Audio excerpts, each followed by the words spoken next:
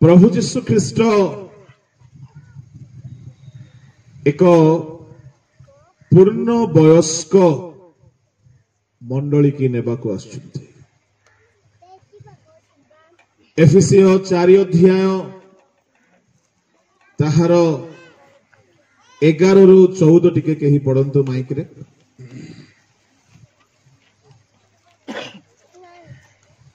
पढन्तु mic रे नहले भी पढन्तु। से कहा कहा को प्रेरित, हां कहा कहा को भाववादी, कहा कहा को सुसमाचार प्रचारक, पुणी कहा कहा को पालक और शिक्षक रूपे नियुक्त करी दान करियोछंती, जेपरी साधु माने से कार्य निमंते सिद्धि लाभ करती और ख्रीष्टंक शरीर निष्ठा प्राप्त हुए। शेषरे जेपरी आमे माने समस्ते विश्वास और ईश्वर पुत्र विषय ज्ञान रे एकता प्राप्त हेउ, अर्थात ख्रीष्टंक पूर्णतार परिमाण अनुसार पूर्ण वयस्क पुरुष हेउ, जेपरी आमे माने आ शिशु परी न होई मनुष्य मानक सठता और भ्रांति युक्त कल्पना अनुसार धूर्तता द्वारा विभिन्न शिक्षा रूप वायु रे इतस्तत चालित न हेउ, किंतु सत्य अवलंबन करी मस्तक स्वरूप जे ख्रीष्ट ताहांक उद्देश्य रे सर्व विषय रे प्रेम रे वृद्धि पाऊ। बस 14 शेषरे आम्भे माने पूर्ण वयस्क पुरुष हेउ। केमती पुरुष हेउ? पूर्ण वयस्क, जहार बयस पूर्ण हो जाइछि से व्यक्ति सबु विषय रे अनुभूति पाई थाए। बेले बेले शिशु माने टिके बढ़ंती भाबंती मो बापा ठारू बेसी जानिछि। जेतेबेले किशोर अवस्था किशोरी अवस्था बा टीन एज को आसंती भाबंती मो ठारू बेसी बुद्धिमान केही नाही, किंतु युवावस्था को आसिला परे जेतेबेले बुद्धि टिके मिले भाबंती मु किछि जानि नाही। पूर्ण वयस्क हेला बेलको संसारर सबु विषय देखि थांती तो से माने अनुभूति रे भलो मंदर ज्ञान रे बहुत जागृत बहुत सचेतन होई थांती। आ जदि से मानको पचरा जीवो तुम लाइफ रे जदि तुमको आउ गोटे सुजोग दिया जीवो जन्म हेबा पई तुमे कोन करिवो, से माने कहिबे एई भूल मु आरो जन्म रे करिबि ना। आरो जन्म तो नाही हमर कथाटी कहूछि। गोटे बहुत बड़ अंतरराष्ट्रीय सम्मेलन रे बिली ग्राहम को पचरा गला जदि तुमको आउ थरे सुजोग मिलंता तो कोन करिथांते। से गोटे धाड़ी रे कहिले जे भूल गुडा को मिनिस्ट्री रे करिछि ताहा करि न थांते। भूल गुडा को जुबा बयस रे हुए, अपरिपक्वता रे हुए, सिद्ध हस्त नथिले हुए, अनुभूतिर अभाव हुए। जने चालक हो, जने रंधाली हो, जने पाठक हो, जने विद्यार्थी हो भूल करे सिद्ध हस्त नथिबारो, अनुभूति नथिबारो, अभ्यास नथिबारो। तेबे परमेश्वर चाहुछंती मंडली पूर्ण वयस्क हेउ आउ शिशु परी न हेउ। एथिपाई से 5 प्रकार सेवक मान को देइछंती, प्रेरित, भाववादी, शिक्षक, प्रचारक, पालक। परमेश्वर आमान को निमंते भिन्न भिन्न प्रकार रो सेवा आउ सेवक मान को देइछंती। उद्देश्य होछि आमाने शेषरे पूर्ण वयस्क हो आत्मिक जीवन रे। प्रभु को लोक माने किंतु अनेक समय रे आम भितरे शिशुर अवस्था ही देखा दिए। आमे शिशु हेकि ही प्रायतः समय आमर बही जाए, आमे बुढ़ा ही जाओ, आमे कबर को चली जाओ, किंतु आत्मिक भाव रे शिशु ही थाओ। शिशुर मु 4-5टा लक्षण कहिबे। परंतु प्रथम 3 लक्षण ताहा लेखा अछि प्रथम कोरिन्थी 3 अध्याय रो 1, 2, 3 रे। पढन्तु। हे भाई माने टिके जोर हे भाई माने मु आत्मिक मना लोकन को कहिला परी तुम मानकु कहि पारिली नाही हाँ किंतु शारीरिक लोक मानकु ओ कृष्णଙ୍କ ଠାରେ शिशु मानकु कहिला परी तुम मानकु कहिली शिशु मानकु कहिला परी तुम्ह मानकु कहिली केउ मंडलीर लोक मानकु करिन्थिय मंडली जे मंडली रे भिन्न भिन्न आत्मा को दान वरदान रे लोक माने सेवा करुथिले भाववाणी कहउथिले परभाषा कहउथिले दर्शन पाउथिले किंतु से माने ख्रीष्टଙ୍କ ठारे ए पर्यंत कोन अछंती शिशु तळको पड़ मु तुम मानकु दुग्धपान कराई गला। अन्य खाद्य देली नाही कौन कराई गला ता माने शिशु बोले 10 वर्षर पिला को भी कहा जाय परिबो किंतु करिन्थिय मंडलीर अवस्था केमिति क्षीर पीवा अवस्था ता माने एते सानो लोक माने से माने आत्मिक जीवन रे केउ केउ स्वभाव सेमानंकु शिशु करिदेला से माने शरीर रे वयस्क से माने वरदान पाइछंती से माने प्रचार करंती से माने भलो शिक्षक प्रथम करिन्थी 1:5-6 पढ़िबे से माने कौनसी अनुग्रह दान रे कम नथिले पढ़ो टिके कारण ताहांको ठारे समस्त विषय रे विशेषतः समस्त प्रकार शिक्षा दान रे और समस्त प्रकार ज्ञान रे तुमे माने धनवान होई अछ बाबा ज्ञान रे धनवान शिक्षा रे धनवान भलो शिक्षा दे बोली कहले एमिति शिक्षा देबे जे मुंड खराब होई जेबो सुनिले एते गभीर शिक्षा देबे किंतु ख्रीष्टଙ୍କ ठारे शिशु हेले प्रभु शिक्षक मान को नेबा को आसुछंती कि ना पूर्ण वयस्क लोक को नेबा को आसुछंती हमर शिक्षा दान थाई पारे कोनोसी कोनोसी दक्षता थाई पारे तळको टिके पड़ो एही प्रकारे ख्रीष्टଙ୍କର साक्ष्य तुम मानक मध्य रे स्वीकृत होई अछि एणु तुमे माने आम मानक प्रभु जीशु ख्रीष्टଙ୍କର प्रकाश निमंते अपेक्षा रे थाई कोनोसी अनुग्रह दान रे उणा पड़ी ना हो कोनोसी अनुग्रह दान रे कम ना हो तुमे माय गॉड ता माने सब दान अछि से मंडली रे किंतु ख्रीष्टଙ୍କ ठारे से माने कोंदु टिके जोरे कोंदु दिन 12टा पर मते कम सुफे टिके का परी कोनोसी अनुग्रह दान रे उणा नहोंती ता माने भाववाणी दान अछि रोग सुष्ट दान टिके जोर रे को है शिक्षा करिवार दान गीत गाइबार दान सबु दान अछि कौनसी दान रे उणा नहोंती किंतु ख्रीष्टଙ୍କ ठारे शिशु 5 प्रकार सेवक मान प्रभु देइछंती मंडली शेष रे पूर्ण वयस्क हो शिशु हेले चलिबो चलନ୍ତୁ प्रथम करिन्थी 3 अध्याय शिशु सेठारे 3टा लक्षण अछि 3-4टा लक्षण अछि सेठा पढो 3:1-2-3 हे भाई माने 1 होला 2-3 पढो हे भाई माने मु आत्मिक मन लोकन को कहिला परी 2-3 पढो मु तुम मन को दुग्ध पान कराई अन्य खाद्य देली नाही कारण तुमे माने ताहा ग्रहण करिबा को समर्थ नथिलो आ एबे मध्य समर्थ होइनाओ जेनु ए पर्यंत तुमे माने शारीरिक ओटो ए पर्यंत तुमे माने शारीरिक समस्ते कोंतो शारीरिक जोरे कोंतो शारीरिक सबु वरदान अछि आत्मा को वरदान अछि आत्मिक हेबा कथा कि नाही किंतु कोन हे जाइछंती प्रभु लोक माने पाउल कहउछंती ए पर्यंत तुमे माने शारीरिक ता माने जो माने मंडली रे थाई के मध्य आत्मा पाई के मध्य जो माने शारीरिक आचरण करंती ए माने समस्त ख्रीष्टଙ୍କ ठारे शिशु आत्मा पाई देथिबे दान वरदान पाई देथिबे दर्शन देखि दउथिबे किंतु सबु बेले शारीरिक आचरण रे थिबे शारीरिक अभिलाष रे आचरण करूथिबे शारीरिक कामुकता रे आचरण करूथिबे शिशुर लक्षण शारीरिक अटे जड़े दानवर दान पाई जावा द्वारा आत्मिक हो जाए नहीं, तार स्वभाव रे तार आत्मिकता परिलक्षित हुए। प्रभु को लोक माने तेरे एठारे कहागला तुमे माने शारीरिक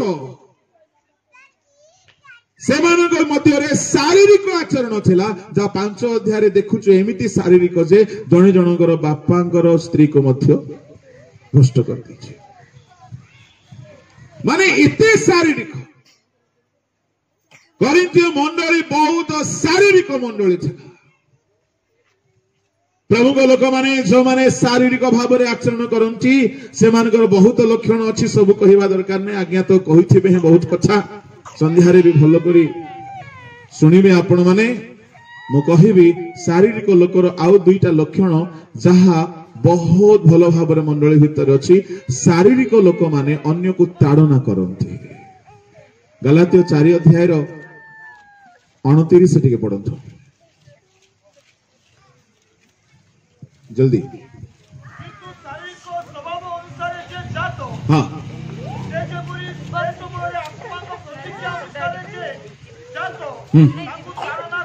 ताड़ना करुथिला तापरे केबे घटु अछि जे शारीरिक से आत्मिक लोक को ताड़ना करुथिला आ एबे मध्य करूछंती। मंडली मध्य शारीरिक लोक माने आत्मिक लोक को ताड़ना करिवे। मंडली भितर आत्मिक लोक माने ताड़ित हुअंती निंदित हुअंती शारीरिक लोक द्वारा। यह एक शारीरिक लोकर लक्षण।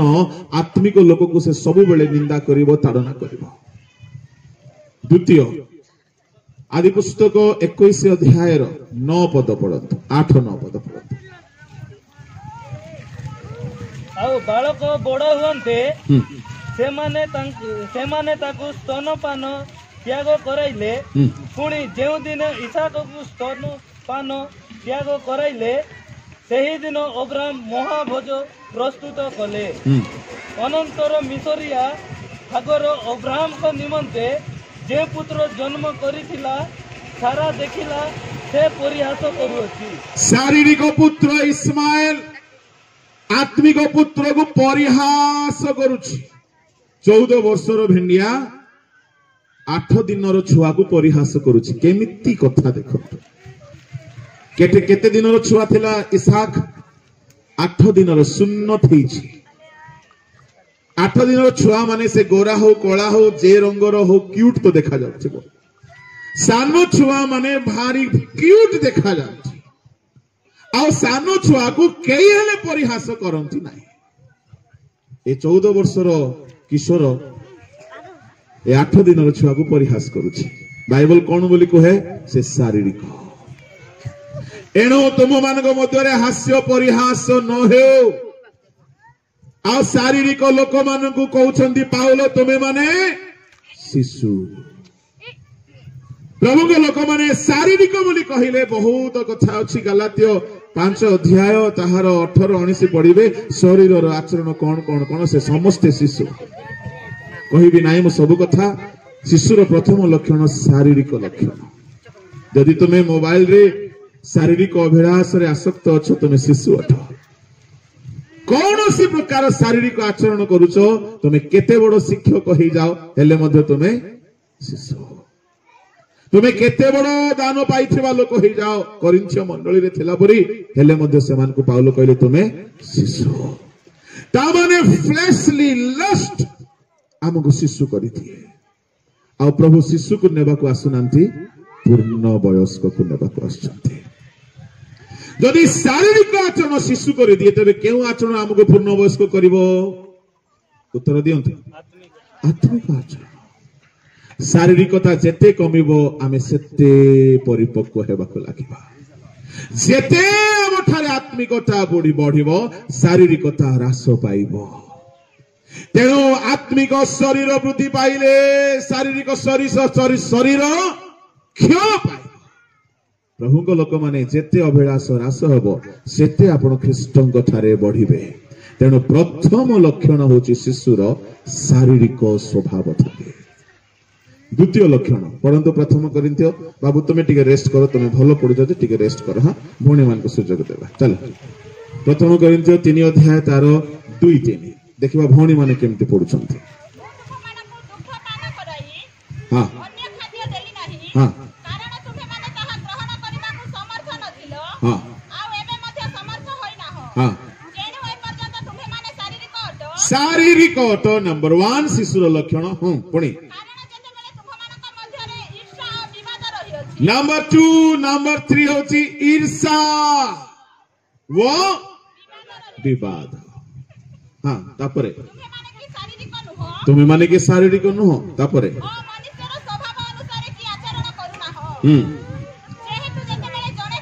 हाँ हाँ हाँ हाँ बस बस सेतिकी थाओ। पाउल कहले तुम माने शारीरिक तेणु तुम माने शिशु, तुम मध्य ईर्षा अच्छी तेणु तुम्हें माने शिशु, तुम मध्य विवाद अच्छी। देखो देखो देखो ए माने एपटे भाववाणी कहि पकाउथिले सियाडे कोन करि पकाउथिले विवाद, माडगोल भी लागी पकेबे, याडे परभाषा मध्य कहि पकेबे, याडे विवाद झगड़ा लगेई देबे, सेपटे दर्शन मध्य देखि पकेबे, एपटे शिक्षा दे पकाउथिबे शिक्षा दान रे थिबे आउ सेपटे मंडली भितरे विवाद लगेई देथिबे। जेउ माने विवाद प्रिय, जेउ माने ईर्षा करंची, सत्य कह टिके निजको पचार, काहार प्रतिभा काहार उन्नति काहार समृद्धि देखि आपण को ईर्षा केबे आसुछि कि? जदि आसुछि आपण माने शिशु। सबुठारु बड़ रोग आत्मिक लोक माने मध्य आत्मिक लोक प्रति ईर्षा करि दियंती। चलो घर गाड़ी बंगला धन संपत्ति देखि ईर्षा हेबो सांसारिक लोक मानु, किंतु आत्मिक लोक मानु को जदि ईर्षा आसी गला तेबे आउ केउठारे आमे आत्मिकता को खोजिबा। प्रभु को लोक माने अन्यर प्रशंसा हेला बेलको सबुठारु सान लोकर प्रशंसा हेबो बड़ लोक सम्मुख रे, सेते बेले जदि ईर्षा आसुनाई ताहेले आपण शिशु नहंती। सान लोकर प्रशंसा हेला बेलको बड़ लोक खुशी हेबार अछि। बड़ लोक भाबंती कोन ये मो पई थ्रेट अटे, आकु केमती करी हेले बर्बाद कर दियो। एया थिला साउलर स्पिरिट, दाऊदर प्रशंसा हेला बेलको सही पाइला नाही, मंडली भितरे ईर्षा देखा दिए। बाइबल प्रथम ईर्षा बेदी रे देखा देइथिला कइन हेबल। बाइबल रे यीशु को प्रति ईर्षा याजक मान ठारे देखा देइथिला। ता माने ईर्षा मंडली भितरे बुलुछि, याजक हो जाइछन्ति किंतु ईर्षा छाड़ी नांती, ता माने से माने शिशु। प्रभु को लोक माने शिशु को नेबा को यीशु आसु नांती। पूर्ण वयस्क मंडली, पूर्ण वयस्क मंडली को गोटे औषध दिन को 3 थर खाओ ईर्षा पळेबो। हालेलुया। केहू औषध मु समस्त ठारू क्षुद्र अटे,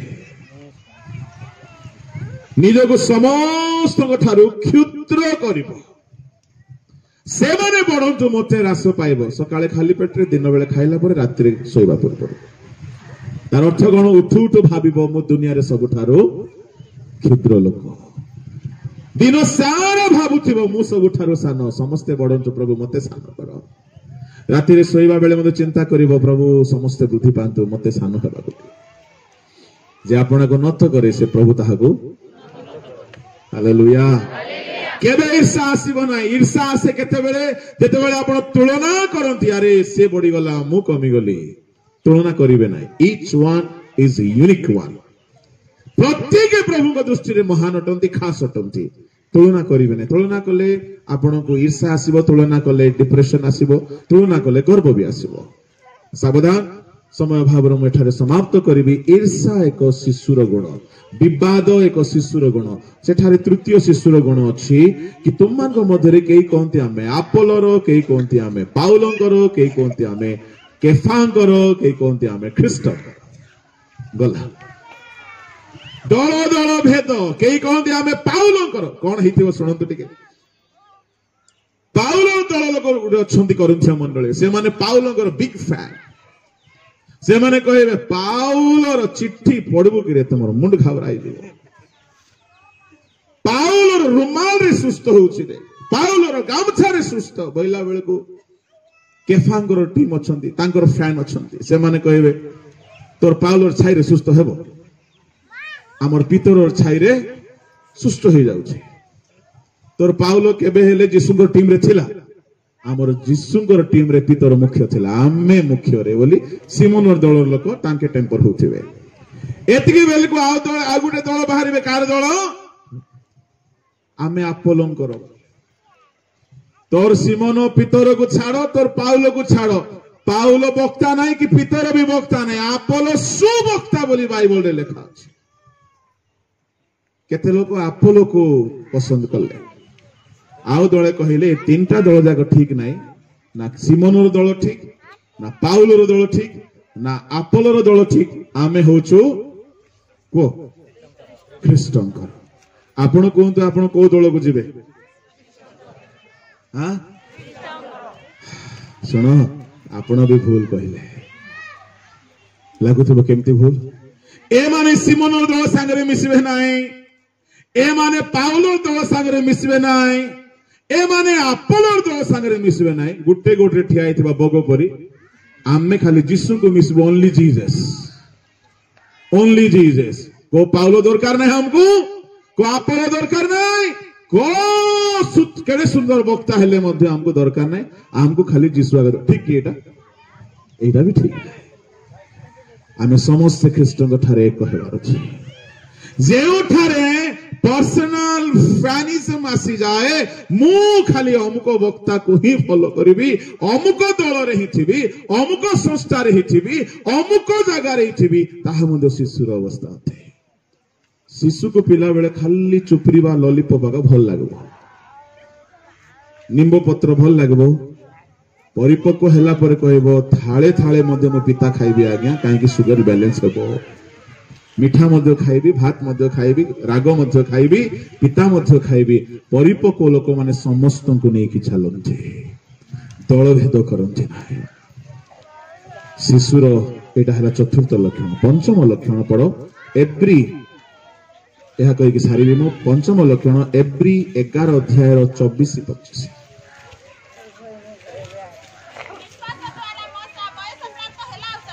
विश्वास द्वारा मोसा बयस प्राप्त हेला उतारे फारोंकर कन्यार पुओ बोली ख्यात हेबाकु मना कले। कौन हेला उतारे? बयस प्राप्त हेला उतारे से आउरी राजांकर नाती बोली फेमस हेबाकु चाहिए ना। शुणंतु, बय प्राप्त लोक सांसारिक सुख्याति को केबे हेले चाहिए ना।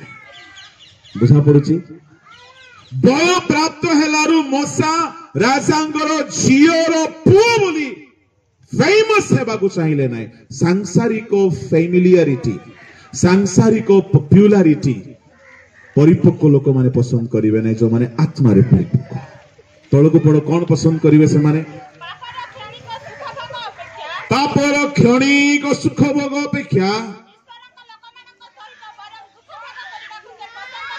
जेतेबेले बय प्राप्त हेले ईश्वरंग लोक मानक सहित दुख भोग करबा पाई से पसंद कले। तांकर चॉइस चेंज हे गला, तांकर चॉइस चेंज हे गला जेतेबेले से मैच्योर हे गले। प्रभु को लोक माने पापर क्षणिक सुख थिला सामना रे, आ ईश्वरंग लोक मानक सहित दुख थिला। कोठा को डिसाइड करिवे? पिला माने कोठा पसंद करिवे? सुख ना दुख? सुख। प्रार्थना रे मध्य सुख, खाली सुख बोली को। हाँ, प्रार्थना रे, उपवास रे को है कौन कहबे? थमना खोली करी पर। हाँ, थमना खोली करी को। प्रार्थना रे, उपवास रे। प्रभु कहले उपवास रे सुख चेष्टा करो ना। आत्मिक जीवन रे सुख, तू सब सुख पाइलु रे पुओ, एणु एबे नरक रे हाँ कल बोल। एणु शिशु माने सुख खोजंती, आंठू मारिबे नाही ठग जाक, कहीं आंठू तांको सुख दरकार। उपवास करिबे नाही, पाप छाड़िबे नाही। बल प्राप्त होते मोसा सुख को छाड़िले। पापरे मिलुथिबा सुख आ दुख को मनोनीत कले प्रभु लोक माने प्रभु जीशु आसुचंती ख्रीष्टंग ठारे पूर्ण वयस्क मंडली को नेबाको आपण शिशु ही की जदि रहिबे तांको साक्षात करि पारिबे नाही प्रभु आमन को सहाय्य करंतु आमने पूर्ण वयस्क हेउ आसु